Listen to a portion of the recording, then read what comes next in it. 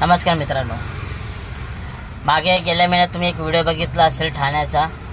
एक भैया रिक्षावाला तो माधवचोत बोलत होता, त्याच्या आईचा भोसडा भैया तो की इथे मनसे फनसे नहीं चलेगा, इधर राज ठाकरे नहीं चलेगा, इधर भैया चलेगा, इधर राज ठाकरे नहीं चलेगा. दुसऱ्या दिवशी मनसेवाले सगळे शोधत होते त्याला, पण तो पोलिसांच्या ताब्यात गेला. पोलिसांनी त्याला आतमध्ये टाकलं, पण त्याच्यानंतर काही कारवाई दाखवली.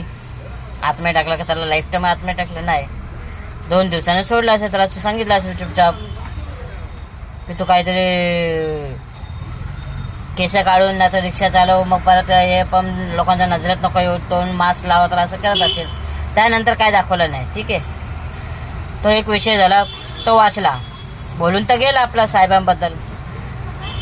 पण आता परवाच्या दिवशी घाटकोपरमध्ये कोणता तरी परप्रांतीय आमदार होता, त्याने एका रिक्षावाल्याला मारला. तो रिक्षावाला मराठीवाला होता. ठीक आहे, तो रॉंग साईडने आला, पण त्याच्या फाईन मारा.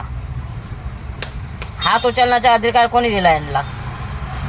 आणि त्या आमदार बाबा आगे पुढे असणारे पोलीस आहे हे फक्त बघत राहिले. समतानगर पुलिस स्टेशन तुरंत कंप्लेंट रेज करते, 3 दिन के अंदर वो कैंसिल हो जाता है. बैंक क्रेडिट नहीं करता.